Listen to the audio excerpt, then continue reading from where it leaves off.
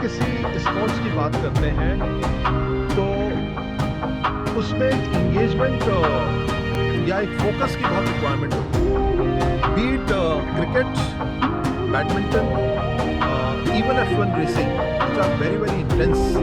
They are all very very dynamic sport, but they all require a lot of focus and attention. इसी तरीके का एक sport है जिसमें कि we certainly say it is a very intense sport, but it requires a lot of calmness. It is a sport of that kind where you are required to be in a meditative state. जैसे एक monk होता है, उस type की आपको एक quietness चाहिए, और उस स्पोर्ट का नाम है राइफल और पिस्टल शूटिंग। तो आज मैं आपको उस इंसान से मिलाने जा रहा हूँ जिसका नाम है ऋषि Soni, who is a very very passionate sports person. He wanted to do something very special in his life, and that is why he got into air pistol and rifle shooting from a very early age. उनके बारे में मैं आपको ज़्यादा नहीं बताऊंगा, but when I ask him questions, you will certainly know more about him. So I welcome Mr. Rishi Soni, who is a very very passionate shooter, who has already won a lot of medals, and he also runs Bhopal Shooting Academy to basically train youth of Bhopal City. So Rishi, welcome to my channel called Wings to Wheels. तो मेरा आपसे basic question ये है, और पहला question ये है कि आपको ये शूटिंग का मतलब ये इंटरेस्ट कैसे जनरेट हुआ? How did you start with this particular hobby? Sir, इसका जो सबसे पहला इंटरेस्ट जो मेरा डेवलप हुआ था, my father was a very good shooter. So उनके मैं गन्स वगैरह सारी चीज़ें देखता था, was never allowed to touch them या फिर उनको चलाने का कभी ऐसा मौका नहीं मिला. तो मेले में मुझे मेरे फादर लेके जाते थे, and he kept a challenge. जब मैं I think I was 6-7 years old, तब उन्होंने मुझसे बोला था कि जो बलून्स होते हैं, बलून्स वाले जो काउंटर्स होते हैं, वहाँ पे जाके don't try to hit a balloon, try to hit the nail, कील या फिर सुई पे मारने की कोशिश करो. एंड उन्होंने एक छोटी सी वहाँ पे टेक्निक समझाई कि इस तरीके से एम करते हैं. And on the very first attempt I was very good at my aim, कि मैंने वो कील पे मारा और फिर next target was the needle and I could hit both. तो that was the initial point जहाँ से मेरे को शूटिंग में इंटरेस्ट आया था कि हाँ, ये चीज़ मुझे कर सकता हूँ मैं. मुझे स्पोर्ट के बारे में नहीं पता था कि इसका कोई स्पोर्ट भी होता है, ये सारी चीज़ें. It was just that initial thrust in the mind कि हाँ, ये भी करना है लाइफ में, अगर मौका मिला तो ये करेंगे, ये किया जा सकता है. Okay, this was the initial stage. Okay, so thereafter आप कैसे, मतलब आपने शूटिंग की एयर पिस्टल शूटिंग की आपने कैसे ये स्टार्टिंग करी कि आप किसी रेंज को आपने ज्वाइन किया? मतलब how did you start your training to get into this business of air pistol and rifle shooting? जब मुझे ऐसा नहीं पता था कि ये स्पोर्ट ओलंपिक तक होता है या इसमें कितना आगे तक आप जा सकते हो. मैं और भी बहुत सारे स्पोर्ट्स से एसोसिएटेड रहा हूँ अपनी लाइफ में, एंड मैं एक ऐसा स्पोर्ट ढूंढ रहा था जिसमें एज लिमिट ना हो, जिसको आप एक लंबे करियर स्पैन तक खेल सको. मान लीजिए 15-20 साल 25 साल आप उसमें अपने दे सको. बिकॉज जब हम क्रिकेट या किसी और स्पोर्ट की बात करते हैं तो आपका जो करियर स्पैन है that is very limited in that, कि आप कुछ साल खेलोगे, उसके बाद आपको एक एज के बाद रिटायरमेंट लेना पड़ता है. बट शूटिंग जो है हमारा, the air pistol and air rifle, इसके अंदर देयर इज नो रिटायरमेंट. आप इसको किसी भी एज पे शुरू कर सकते हो, कभी भी इसको, और इसमें आप डीप डाइव करोगे अगर तो ज़्यादा दिन तक खेल सकते हो. दैट वाज द पॉइंट जब मुझे लगा कि मुझे इस स्पोर्ट को परस्यू करना चाहिए, क्योंकि ये मैं ज़्यादा दिन तक खेल सकता हूँ. एज लिमिट मतलब मेरे फिजिकल बॉडी से ये रिलेट नहीं करेगा कि अगर मैं बूढ़ा हो रहा हूँ या फिर मेरे रिफ्लेक्सेस कम हो रहे हैं. It will help me to go further.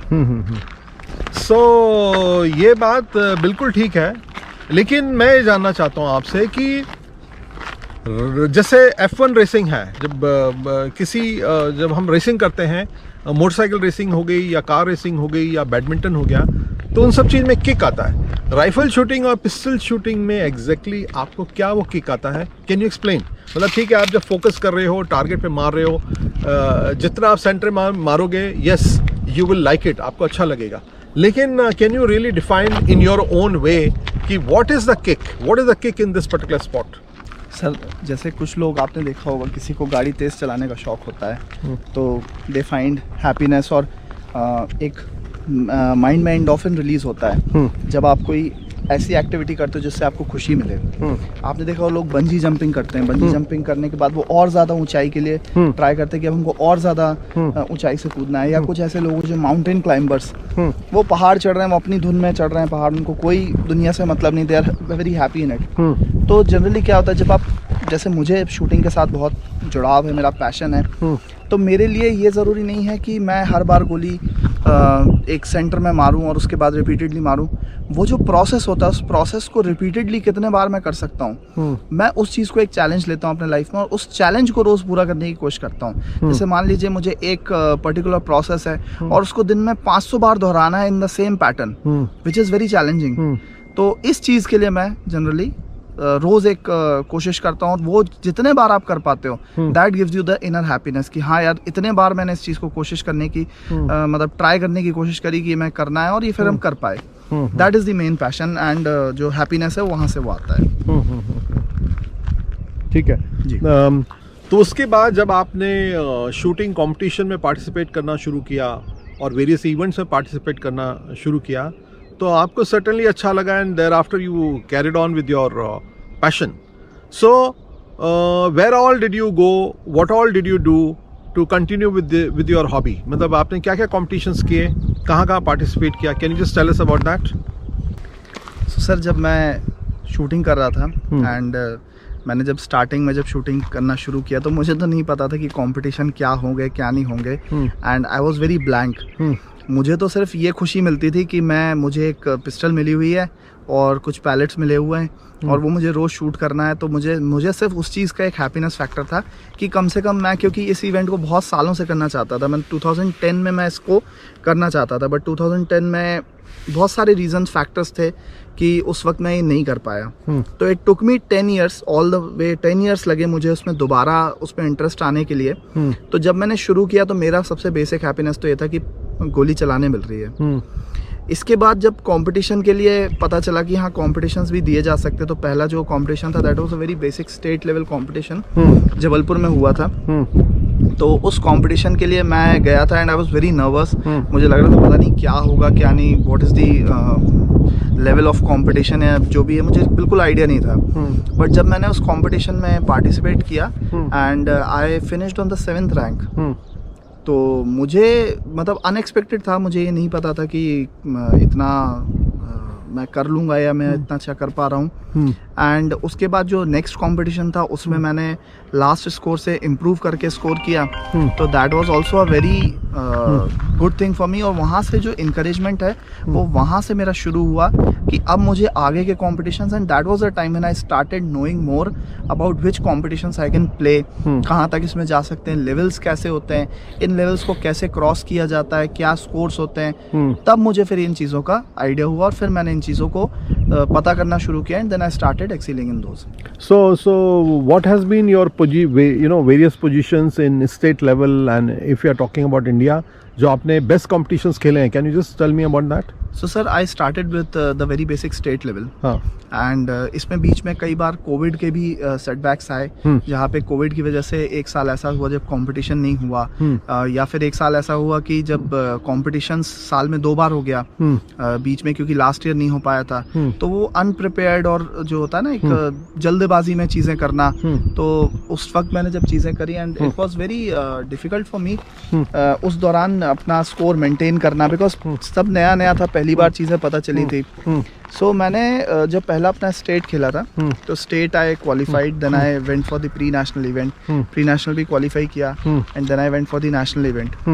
तो नेशनल इवेंट खेलने के बाद मुझे ये पता चला कि यार बहुत टफ है competition, and it is very tough. So जब पहली बार मैंने नेशनल खेला था तो रैंक बहुत पीछे थी। अच्छा। जब मैं अपनी लिस्ट में नाम देखा तो मैंने कहा यार मैं तो कहीं भीड़ में बहुत पीछे हूँ, 900 समथिंग रैंक के पीछे में था मैं। फिर धीरे धीरे gradually as the years passed on, तब फिर मुझे समझ में आया कि कैसे अपना परफॉर्मेंस इंक्रीज करना है, तो रैंक धीरे धीरे बढ़ने लगी। तो आज हम इस स्टेज पे हैं कि सेंटर फायर में जो सिविलियन चैंपियनशिप होती है उसमें I scored my score, and उसके बाद I am on the 30th rank in all India centre fire volume. हाँ। सो जो इवेंट है सेंटर फायर एक इवेंट होता है 25 मीटर का जिसमें 0.32 बुलेट यूज़ की जाती है, उसमें I am at the 30th ranking in the civilian championship. Okay. When we talk of shooting, actually there is one air pistol shooting and also rifle shooting. दोनों shooting ही हैं, लेकिन दोनों में काफ़ी difference है. So can you tell me what is the basic difference between these two things? Sir, दो तरीके की शूटिंग में, एयर पिस्टल और एयर राइफल में वर्ड्स जो हैं वो तो वैसे ही डिफ़र करते हैं। Air is common, air is basically एक 10 मीटर की रेंज होती है, दोनों इवेंट उसी पे होते हैं। एंड एक में पिस्टल यूज़ होती है, एक में राइफल यूज़ होती है। अब pistol is a very short barrel equipment, छोटा होता है, एक रिस्ट इन्वॉल्व होती है, एक हाथ से आप उसको पकड़ते हो और उससे शूट करते हो। राइफ़ल में दोनों हाथ चाहिए, एक कैनवास की किट आप पहनते हो for better stability. Long barrel equipment काफ़ी बड़ी होती है राइफ़ल, तो उसको स्टेबलाइज़ करना थोड़ा सा मुश्किल होता है और उसके साथ शूटिंग होती है। तो ये दो तरीके की एयर राइफ़ल और एयर पिस्टल शूटिंग होती है। इनके टारगेट्स भी अलग होते हैं। अगर हम बुल के बारे में बात करें तो उसका जो सेंटर होता है बुल, वो काफ़ी डिफरेंट होता है। एयर पिस्टल में काफ़ी बड़ा होता है और एयर राइफ़ल में काफ़ी छोटा होता है। प्रिसीजन एयर राइफ़ल में ज़्यादा है because you are holding it with 2 hands trying to aim at the centre repeatedly. And air pistol में थोड़ा सा बुल बड़ा है, so you can shoot in the centre या आसपास, but it is practically tough to hold your hand for a long time and then shoot continuously. Okay, when we talk of इसमें बच्चों के लिए कैरियर की यदि हम बात करें तो क्या एग्जैक्टली इसमें अचीव कर सकता है एक इंसान?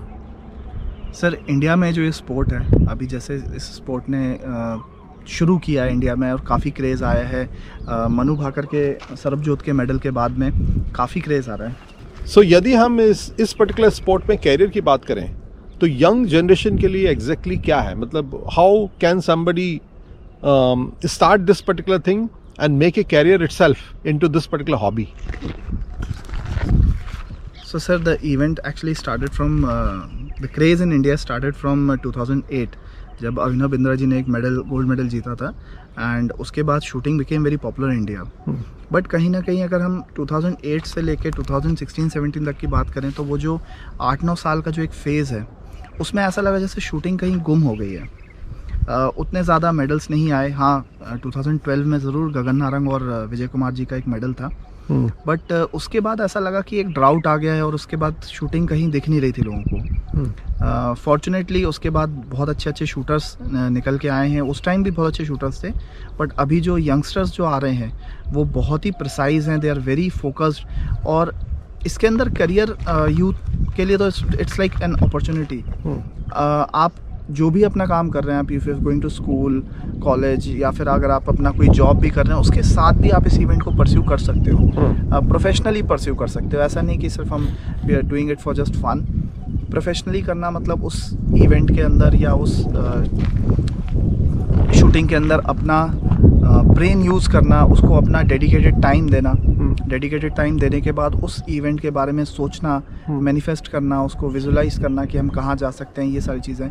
तो ये एक है। और यूथ के लिए जब अगर आप देखो कि शूटिंग में कई सारे ऐसे नाम हैं जिन लोगों को सक्सेस बड़ा लेट मिला है, लाइक यूसुफ टिकेक in the age of 51, Javed Farooqui Olympic gold medalist in the age of 43। तो इन लोगों को अपना जो शूटिंग में जो सक्सेस मिला वो काफ़ी लेट मिला है। और अगर कोई बच्चा 10-11 साल की एज से इसको शुरू करता है तो 10-11 साल की एज से शुरू करने के बाद they can reach till a age of around 17-18 की जब एज आती है, एंड 17-18 इज़ द एज जहाँ आप अपने प्राइम में आ जाते हो। एंड वो एक बहुत अच्छा टाइम है जब आप 17-18 साल के हो, आपके ऊपर ज़्यादा लोड नहीं है, you don't have to focus too much about bread and butter. तो वो एक ऐसा टाइम होता है जब आप अपना परफॉर्मेंस सबसे अच्छा दे सकते हो। सो यूथ के लिए इसमें बहुत सारे चांसेस हैं। School going kids, college going kids, they should add it as a hobby in their life. Okay, आपने जो ये भोपाल शूटिंग रेंज एकेडमी खुली है, इसका एक स्पेसिफिक पर्पस है, ठीक है? Yes. जैसा कि आपने मुझे एक्सप्लेन किया था, क्या इसको आप एग्जैक्टली इसको आप थोड़ा एक्सप्लेन करेंगे कि what really want to achieve from this particular school और दिस एकेडमी? सो सर, मैं इसमें थोड़ा सा अपना एक बताता हूँ। मैंने इसका क्यों ये मेरे दिमाग में आया कि मुझे एक अपनी एकेडमी खोलनी चाहिए। बिकॉज जब मैं शूटिंग करना चाहता था वे इन 2010 जब मैं वे बैक इन 2010 जब मैं शुरू करना चाहता था, तब मुझे कहीं ना कहीं कोई अपॉर्चुनिटी दिख नहीं रही थी, या फिर मुझे कहीं ऐसे कोई सेंटर्स मिल नहीं रहे थे जहाँ से हम शूटिंग को शुरू कर सकें या कोई इस लेवल पे गाइड कर सके। I was very raw. Even shooting में आने के बाद भी for the next 1 or 2 years I was completely raw. मुझे ऐसा कोई गाइड या सही तरीके से कोई मिल नहीं रहा था जो मुझे एक्यूरेटली समझा सके कि मुझे क्या करना है और कैसे करना है या कैसे प्लान करना है। अच्छा गाइड नहीं मिल रहा था। तो कोविड का भी एक प्रॉब्लम हो रही थी। तो जब मैंने ये कैलकुलेट किया कि जो भी मेरा फाइनेंशियल कंडीशन है और उसमें मैं कितना लंबा इस चीज़ को खेल सकता हूँ, तो उस वक्त मुझे ये लगा कि I should build my own academy या रेंज में अपनी बनाऊँ, और रेंज बनाने के बाद मैं उसमें प्रैक्टिस करूँ जिससे कि मेरा जो कॉस्ट ऑफ एक्सपेंस है वो कम हो सके। तो इनिशियली तो हमने रेंज उसके लिए ही बनाई थी, बट आफ्टरवर्ड्स जब काफ़ी सारे मेरे फ्रेंड्स हैं जो लोग रेंज पे आए, जिन्होंने फैसिलिटी को देखा, and they told me that you have made a very nice facility, तो इसको why don't you open it for the public, ताकि और भी लोगों को इसके बारे में पता चल सके और लोग आ सके। तो that was the time when I thought कि हाँ ठीक है, let us open it for other people also, and that time was when we made it an academy. Okay. So just before making it an academy, I did my certifications also. So I'm a registered coach from NIS, Patiala, and I'm a registered coach from MPSRA, Madhya Pradesh Rifle Association. And उसके बाद मैं ISSF Academy जो है international shooting sports federation, उनका एक academy होता है, उसके तरफ से मैं रजिस्टर्ड कोच हूँ, D licence and C licence holder. Okay. So एक इंटरनेशनल सर्टिफिकेशंस भी मैंने किए हुए हैं, and that is the point जब हमको लगा कि अब मैं बच्चों को ट्रेन करूं, एकेडमी बनाएं, और लाइफ में जो बच्चे आते हैं या जो एप्लीकेंट्स आते हैं हमारे पास कि हमको शूटिंग को प्रोफेशनली करना है, उनको सही तरीके से गाइड कर सके ताकि उनको लाइफ में क्लैरिटी मिल सके। ओके।